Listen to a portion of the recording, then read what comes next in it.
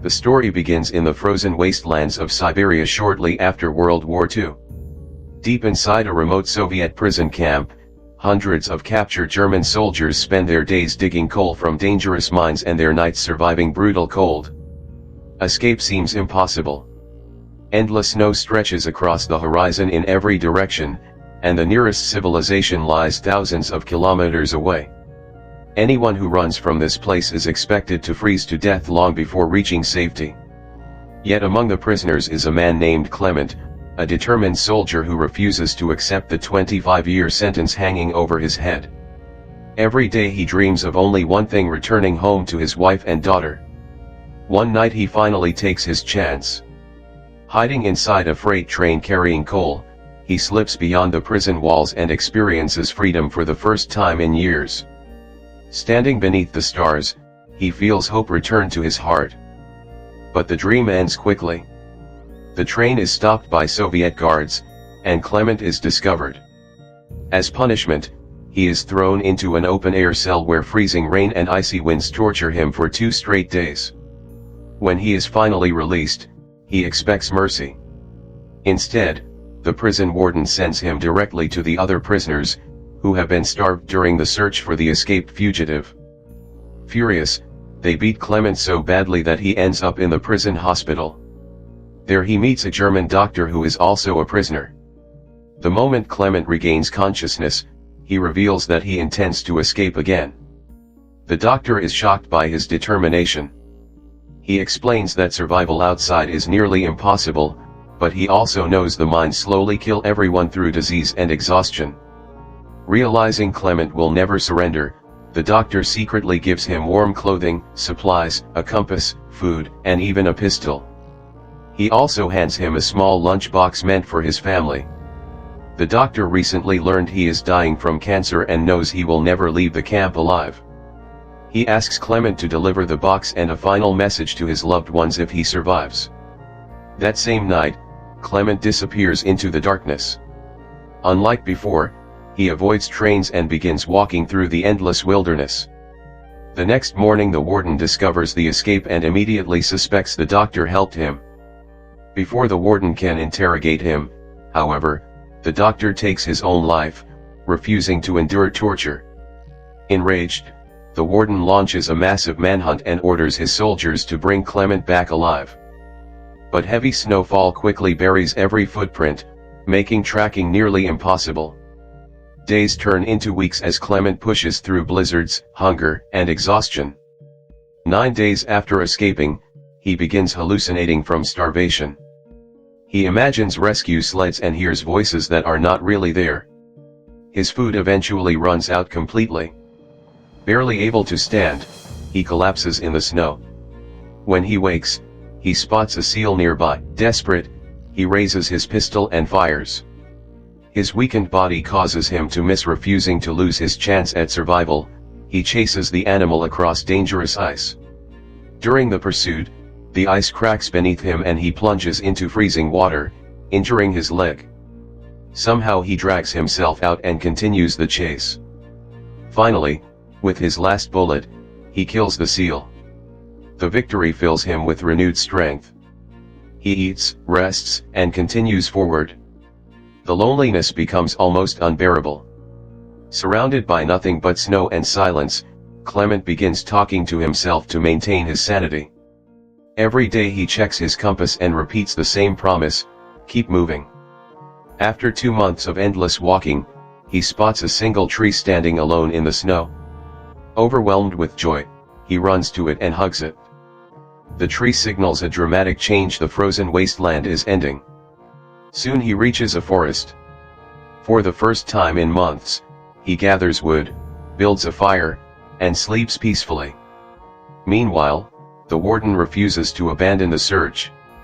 Convinced Clement is still alive, he expands the search area by hundreds of kilometers. Back in the wilderness, Clement faces new dangers. A violent storm sweeps through the forest, uprooting trees. One massive tree crashes onto him, leaving him trapped and unconscious. Fortunately, 2 gold prospectors discover him and pull him to safety. Clement joins them, and together they continue traveling. Their journey eventually leads them to a powerful river. To cross it, they build a crude wooden boat. While drifting downstream, they share stories of their past lives. Suddenly, the current becomes violent.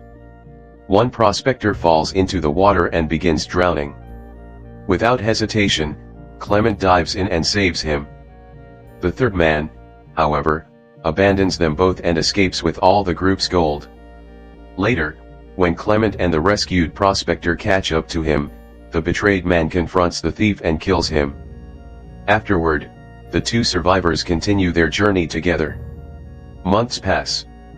Winter returns. Deep snow makes traveling difficult. The prospector grows paranoid about his gold and begins suspecting Clement wants to steal it. One day he attacks Clement and leaves him unconscious. When Clement awakens, a pack of wolves is closing in. He desperately climbs a tree, but the tree snaps beneath his weight. Just as death seems certain, gunshots ring out.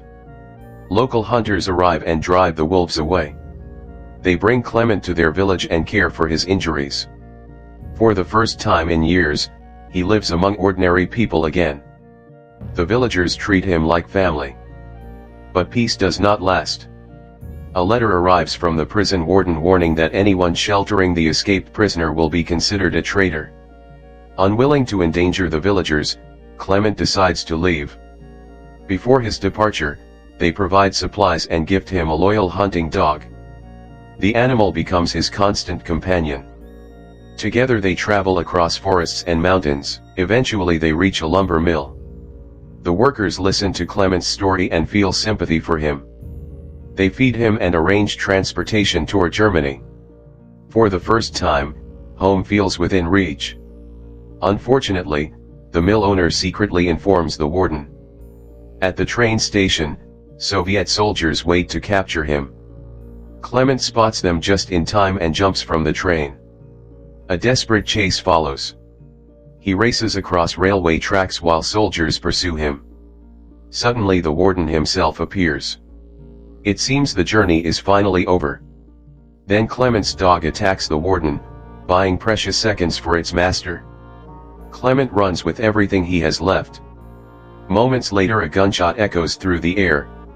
He turns and sees his faithful companion lying dead. Heartbroken but determined, he keeps running. Reaching a bridge, he leaps onto a moving train below and escapes once more. Years continue to pass. By 1952, 7 years have gone by since Clement fled the prison. Wandering through Central Asia, he arrives at a village fair. Hungry and penniless, he watches people enjoy food he cannot afford. Two young women selling pancakes notice his condition and kindly offer him a piece. Their small act of kindness restores some of his faith in humanity. A Jewish man observing the scene follows Clement to a church. Having once suffered persecution himself, he understands the pain of being hunted. He takes Clement home, gives him food, clean clothes, and helps him shave away years of hardship. Most importantly, he provides a forged passport. Armed with new hope, Clement resumes his journey toward the German border. Weeks later he finally arrives. His heart pounds as he hands the passport to a Soviet guard. Every second feels like an eternity. Then the guard stamps the document and waves him through. Clement can barely contain his happiness. Ahead lies the bridge separating Russia from Germany. Freedom is only steps away. Halfway across, a bright light suddenly shines into his eyes.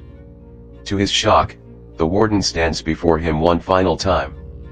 Since Clement is technically still on Soviet territory, the warden has the authority to arrest him.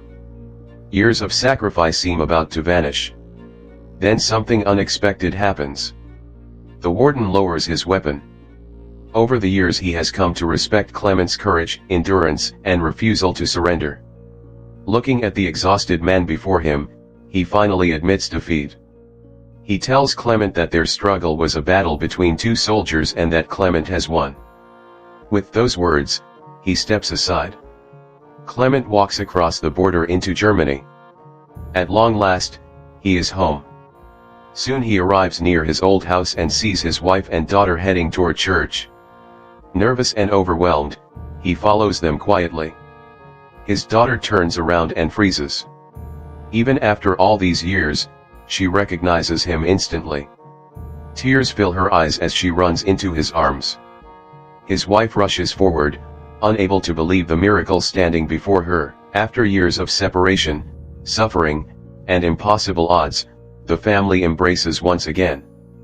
The journey that began in the frozen prisons of Siberia finally ends with love, freedom, and reunion. Clement survived storms, starvation, wolves, betrayal, loneliness, and endless pursuit, proving that hope can endure even in the darkest circumstances. And as he holds his family close, he knows every step of the impossible journey was worth it.